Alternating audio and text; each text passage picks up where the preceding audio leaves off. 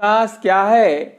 तो प्रकाश देखिए, जब अंधेरे कमरे में आप खड़े हैं तो कोई वस्तु दिखाई नहीं देती है, और जैसे ही रूम के अंदर प्रकाश है, प्रकाश कहीं से उत्पन्न कर दिया जाए, वस्तुएं दिखाई देने लगती है। इसके आधार पर आप ये जवाब बता सकते हैं कि प्रकाश वह ऊर्जा है जो वस्तुओं को दृश्यमान बनाता है। यानी प्रकाश स्वयं दिखता नहीं है, वस्तुओं को दिखाने में सहायता करता है। यानी वह ऊर्जा जो हमारी दृश्य संवेदनाओं को प्रभावित करती है और वस्तुओं को दृश्यमान बनाती है, वही ऊर्जा क्या है? आपका प्रकाश है।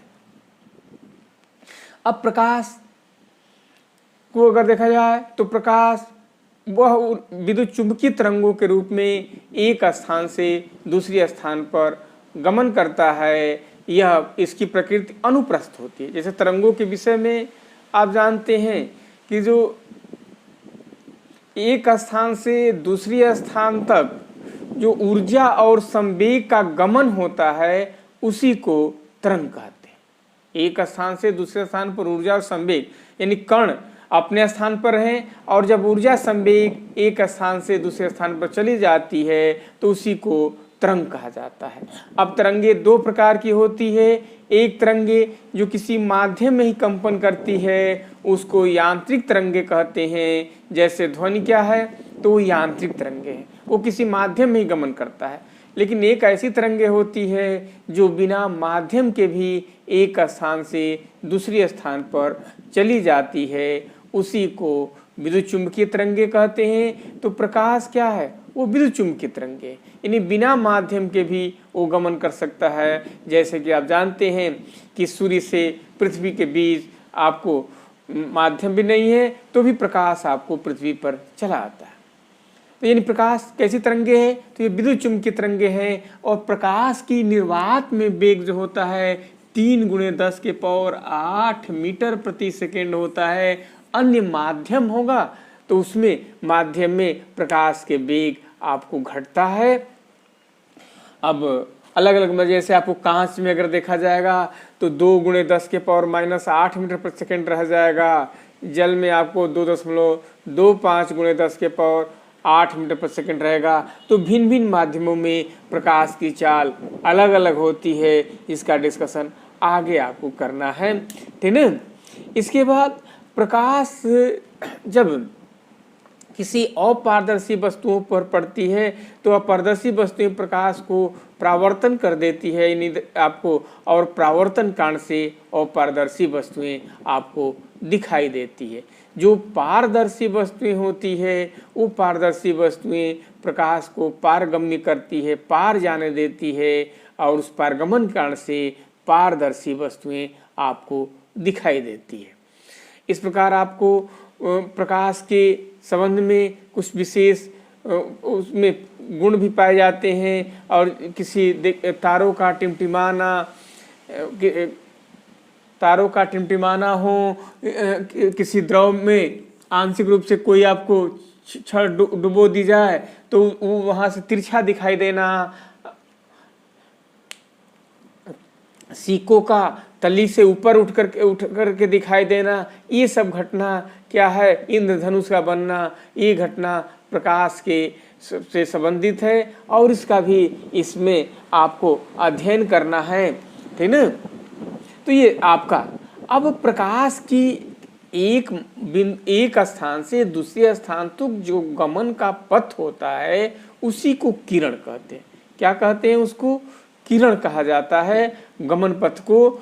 और अगर किरण एक दूसरे से उनके बीच की दूरी बराबर बनी रहती है तो समानांतर किरण पुंज कहलाता है। यानी प्रकाश किरणों का जो समूह होता है उसी को आपको किरण पुंज कहते हैं। और ये किरण पुंज एक्चुअल में प्रकाश ऊर्जा का आपका समूह है।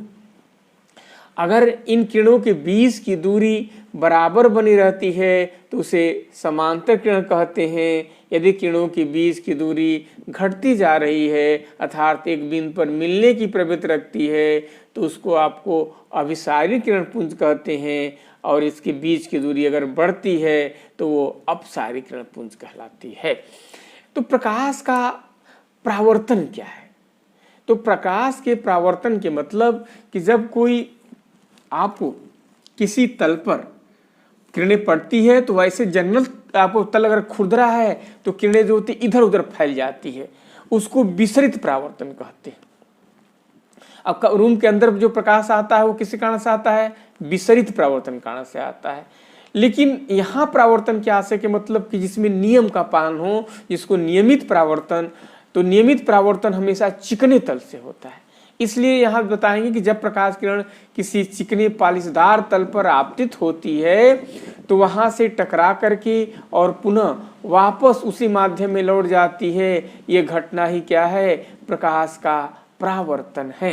यानी प्रकाश के किसी तल दूसरे माध्यम के तल से टकरा करके अपने पूर्व माध्यम में वापस आने की घटना को ही प्रकाश का परावर्तन कहते हैं। यहाँ ये भी डिस्कशन कर रहे थे कि प्रकाश के यहाँ नियमित परावर्तन से यह है, यानी प्रकाश के जब परावर्तन होता है तो उसमें नियम का पालन होता है और उस नियम को ही क्या कहते हैं? परावर्तन के नियम कहते हैं। तो प्रकाश के परावर्तन के संबंध में आपको दो नियमों को पढ़ना है।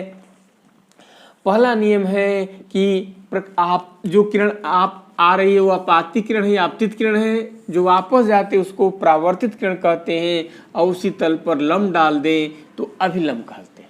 तो पहला नियम कहता है कि आपतित किरण, परावर्तित किरण और अभिलंब तीनों एक ही तल में होते हैं, ठीक ना।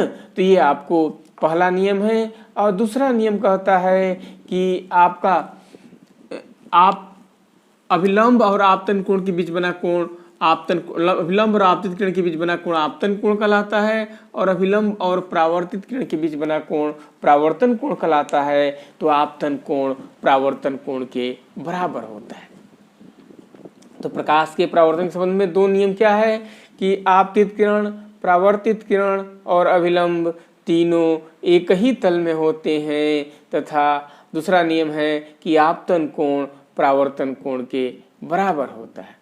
इस तथ्य को भी ध्यान रखिएगा कि जब प्रकाश का परावर्तन होता है तो आपको तीव्रता बदल जाती है, लेकिन तरंग दैर्घ्य है, वेग है, आवृत्ति है, इसमें आपको प्रकाश के परावर्तन में इस राशियों में कोई परिवर्तन नहीं होता है। केवल क्या बदल जाएगी? तीव्रता बदल जाती है। तो इस तरह से ये परावर्तन के नियम रहा। अब आप एक चीज और भी ध्यान रखिएगा कि जब प्रकाश का परावर्तन, भाई अभी बताया कि चिकने और पालिशदार तल से ही अध्ययन करते हैं क्योंकि वही प्रकाश का अधिक मात्रा में परावर्तन करता है। तो जब प्रकाश का परावर्तन होता है और परावर्तक तल अगर समतल है, प्लेन है, तो उसको क्या कहेंगे?